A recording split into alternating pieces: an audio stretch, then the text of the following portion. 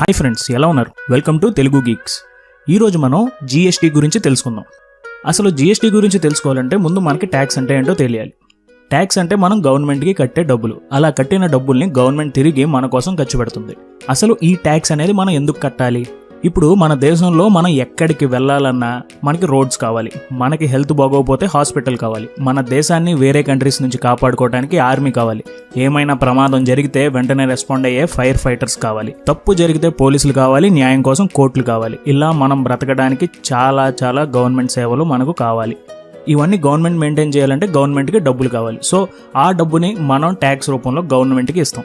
ఆ డబ్బుతో గవర్నమెంట్ రోడ్లు, hospitals, fire station, police station, army, courts ఇవన్నీ మెయింటైన్ చేస్తుంది. అంటే మనం ఇచ్చే డబ్బు ఇండైరెక్ట్గా మన కోసమే అని అర్థం. సరే, ట్యాక్స్ అంటే ఏంటో తెలుసుకున్నాం, ట్యాక్స్ ఎందుకు కట్టాలో కూడా తెలుసుకున్నాం. అసలు ట్యాక్స్ ఎన్ని రకాలు? ట్యాక్స్ 2 రకాలు: direct tax, indirect tax. Direct tax అంటే మనం డైరెక్ట్గా గవర్నమెంట్కి కట్టే tax. For example income tax, corporate tax, property tax, ఇలా అనమాట. డైరెక్ట్ ట్యాక్స్ అనేది ఎంత సంపాదిస్తే అంత ఎక్కువ కట్టాలి. ఇప్పుడు నెలకి 1,00,000 సంపాదించేవాడు కొంచెం ఎక్కువ ట్యాక్స్ కడతాడు, 10,000 సంపాదించేవాడు కొంచెం తక్కువ ట్యాక్స్ కడతాడు. అలాగే ప్రాపర్టీ ఎక్కువ కొనేవాడు ఎక్కువ ట్యాక్స్ కడతాడు, తక్కువ కొనేవాడు తక్కువ ట్యాక్స్ కడతాడు. సో డైరెక్ట్ ట్యాక్స్ అనేది మన సామర్థ్యం మీద ఆధారపడి ఉంటుంది. ఇండైరెక్ట్ ట్యాక్స్ అంటే మనం ఏమైనా వస్తువు కొన్నా, ఏమైనా సర్వీస్ యూజ్ చేసినా కట్టే ట్యాక్స్. ఇది మనం ఒక ఐటమ్ కొన్నప్పుడు దాని మీద వ్యాట్ అని, లేకపోతే మనం ఏమైనా రెస్టారెంట్లో తిన్నప్పుడు సర్వీస్ ట్యాక్స్ అని కడుతూ ఉంటాం. ఇది డైరెక్ట్గా గవర్నమెంట్కి ఇవ్వం, బట్ లాస్ట్కి ఇది గవర్నమెంట్కే వెళ్తుంది. ఇండైరెక్ట్ ట్యాక్స్లో చాలా ట్యాక్స్లు ఉన్నాయి. అందులో కొన్ని ఏంటంటే service tax, VAT, excise duty, additional duty, entertainment tax, sales tax, luxury tax, ఇలా చాలా రకాలు ఉన్నాయి. ఇప్పుడు మన కథలో మెయిన్ హీరో జీఎస్టీ దగ్గరికి వద్దాం. జీఎస్టీ అంటే గూడ్స్ అండ్ సర్వీస్ ట్యాక్స్. అంటే ఏ ట్యాక్స్ అయినా గూడ్స్ అండ్ సర్వీస్ కి రిలేట్ అయ్యి ఉంటే అవన్నీ జీఎస్టీ అండర్లోకి వస్తాయి. జీఎస్టీ అనేది ఇండైరెక్ట్ ట్యాక్సెస్ మొత్తాన్ని రీప్లేస్ చేస్తుంది. అసలు జీఎస్టీ ఎలా పనిచేస్తుందో తెలియాలంటే మనం ముందు మన ట్యాక్స్ సిస్టమ్ గురించి తెలుసుకోవాలి. మనకి ప్రతి బిజినెస్ లో ఒక మ్యానుఫ్యాక్చరర్, డిస్ట్రిబ్యూటర్, రిటైలర్, కన్జ్యూమర్లు ఉంటారు. ఇప్పుడు ప్రస్తుతం గవర్నమెంట్ ట్యాక్స్ 10% అనుకుందాం. మ్యానుఫ్యాక్చరర్ 50 రూపీస్కి రా మెటీరియల్ తెచ్చుకుని ఇంకో 50 రూపీస్ ఖర్చు పెట్టి ఒక సైకిల్ తయారు చేశాడు అనుకుందాం. అప్పుడు అది డిస్ట్రిబ్యూటర్కి అమ్మేటప్పుడు 50 + 50 = 100 రేట్కి 10% ట్యాక్స్ కలిపి, అంటే 100లో 10% అంటే 10 రూపీస్, టోటల్ 110 అవుతుంది. ఈ 110కి డిస్ట్రిబ్యూటర్కి అమ్మేస్తాడు. ఇప్పుడు ఈ సైకిల్ని తీసుకువెళ్ళిన డిస్ట్రిబ్యూటర్ ఇంకో 20 రూపాయల లాభం వేసుకుని దానికి మళ్ళీ 10% ట్యాక్స్ కలిపి 130 + 13 = 143కి రిటైలర్కి అమ్మేస్తాడు. అలా రిటైలర్ దగ్గరికి వెళ్ళిన సైకిల్కి మళ్ళీ రిటైలర్ ఇంకో 20 రూపాయల ప్రాఫిట్ మార్జిన్ వేసుకుని దాంట్లో మళ్ళీ 10% ట్యాక్స్ వేసి 163 + 16.3 = 179.3కి కన్జ్యూమర్కి అమ్మేస్తాడు. ఇది ప్రస్తుతం మన ఇండియాలో జరుగుతున్న ట్యాక్స్ సిస్టమ్.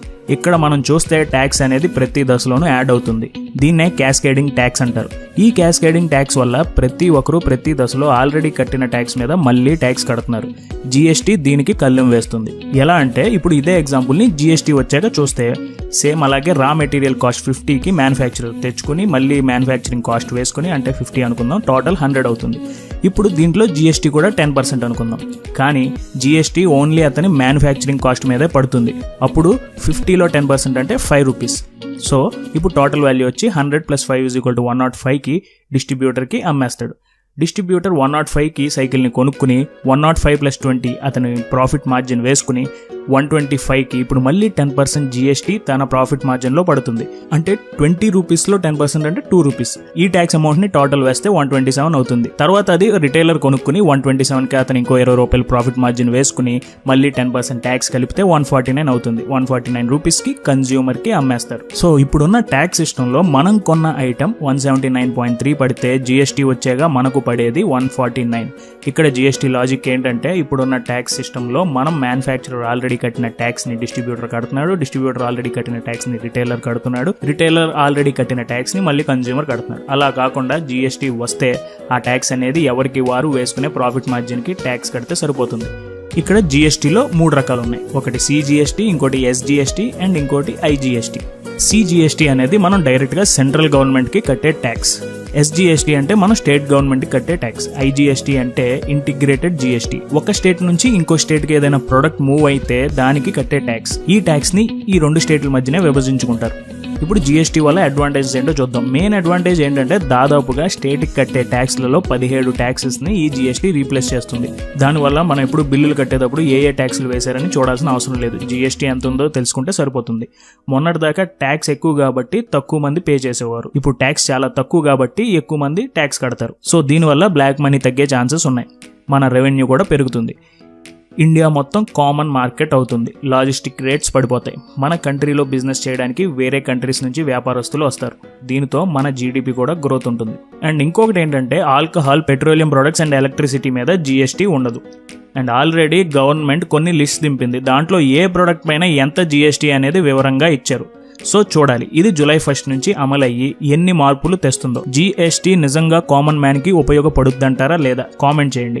మీకు ఈ వీడియో నచ్చితే లైక్ బటన్ ని ప్రెస్ చేయండి. జీఎస్టీ గురించి తెలియని వాళ్ళకి వాట్సాప్ అండ్ ఫేస్బుక్ లో ఇది షేర్ చేయండి. ఇలాంటి వీడియోస్ మీరు మిస్ అవ్వకుండా డైలీ చూడాలి అనుకుంటే మా ఛానల్ కి సబ్స్క్రైబ్ చేసుకోండి. Thank you for watching. జై హింద్.